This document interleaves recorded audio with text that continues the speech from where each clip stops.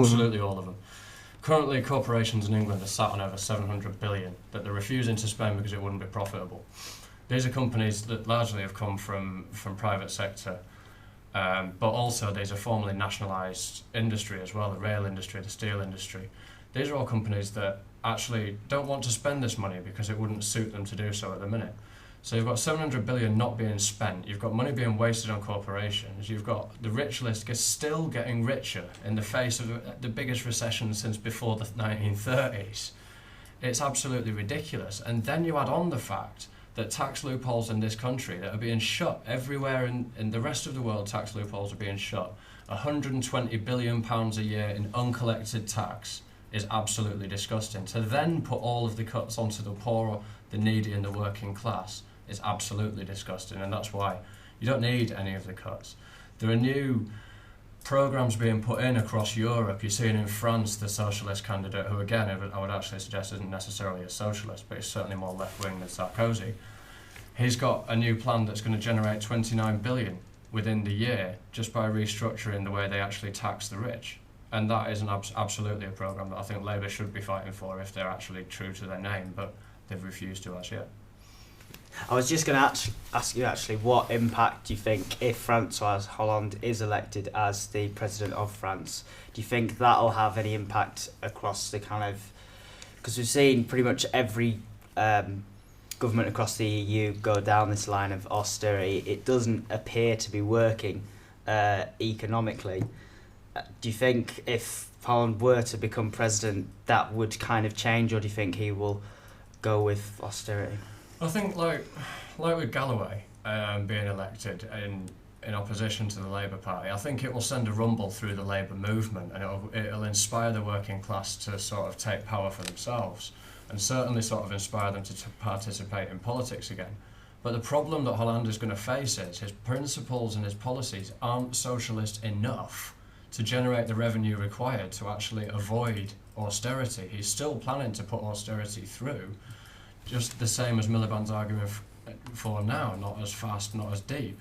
But actually, sooner or later, if that fails, it's going to undermine the entire workers' movement and the Labour movement, because that failure will be seen as an example of what happens when you attempt vaguely socialist politics, and then all of socialism will be blamed for it. So hopefully it will inspire the more socialist candidates throughout Europe to actually fight for genuine social reforms that benefit everybody instead of that select 1% at the top.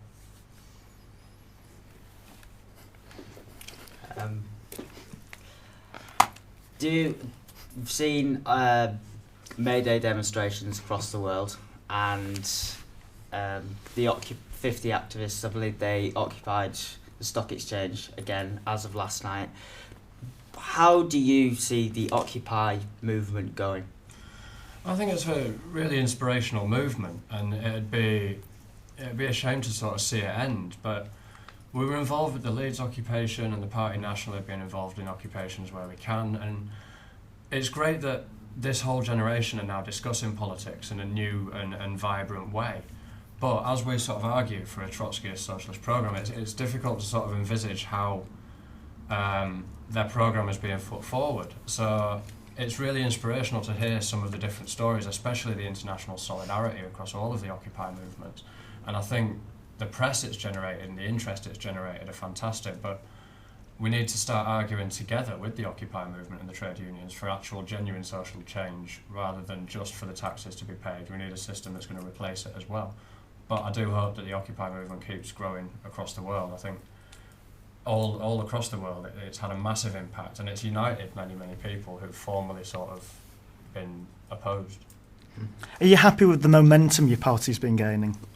Absolutely. I mean, it could always do with more, but that's just the nature of politics at the minute. I think, again, comparing England to France, I think the French working class are much more willing to kick off, which is fantastic. But then the progress we're making now is gaining strength every single day with projects like Youth Fight for Jobs, within the trade union movement, and working with trade unions to sort of develop that standing. I think we couldn't be making more progress as successfully as we are doing. And I think the fact that now we've got a genuine electoral challenge and the mayoral candidate in Liverpool, Tony Mulhern, sort of really raise the profile of the former militant profile, which is fantastic. And I think that for a relatively small party, I think the Socialist Party are actually gaining a lot of press and definitely punching above their weight. And I think that's because our programme resonates with people. It makes a lot of sense to people who stop and talk to us. Do you feel that the programme resonates with the youth rather than the elderly more, or is it a mixture? Yeah, I mean, I think it's a bit of both. I mean, we do stalls. One of the most important things that we always do actually is try and take politics back onto the street rather than in Westminster. And you talk to everybody on the street. So I do a lot of stalls in Horsforth and in Leeds and Headingley and wherever. And it is a pretty mixed age group. I mean, Trotskyists will always sort of aim for the youth because Lenin argued that give him 10,000 young cadre and he'll take over the world kind of thing. It's that kind of inspiration. I think the youth are always going to be the future of any Trotskyist movement. And it's the youth who aren't participating en masse in politics as it is, which is a crime, given that actually it's education that's being attacked, it's the future of jobs that are being attacked, it's youth unemployment that's skyrocketing. And it's a failure to educate them or engage them in participating in their own society, and I think socialism gives them an opportunity to do that. So how would you get youth more interested into politics? Well, again, I think movements like the Occupy movement have been fantastic. We reenacted the Jarrow Hunger March last year, Youth Fight for Jobs, where activists marched from Jarrow in the northeast down to London to demand jobs. And that really it inspired a lot of young people to get involved, and some of the marchers ended up joining the party, and they're all sort of involved in the movement now. And it's sort of showing that there are people out there who are willing to buck the convention that Parliament are giving out, where the youth are lazy and they're feckless and they don't really want to participate and they don't want to work. It's like, well, actually, that's just not true. When you go out and speak to any young unemployed person, they're annoyed because they can't get a job, and they want a job, and they want to be able to sort of afford to live and not, live in a shared house until they're 25. Just like to talk a bit about the tanker drivers' strike. There was one person on the BBC website who commented that tanker drivers get paid £45,000 a year, which a lot of people would say is not a bad wage. A fuel tanker driver in Helmand province gets paid £17,000 a year.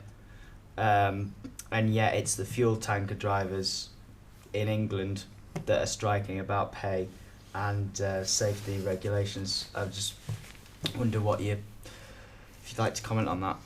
Well, I think every single worker, whatever their job, has a right to work in a safe environment.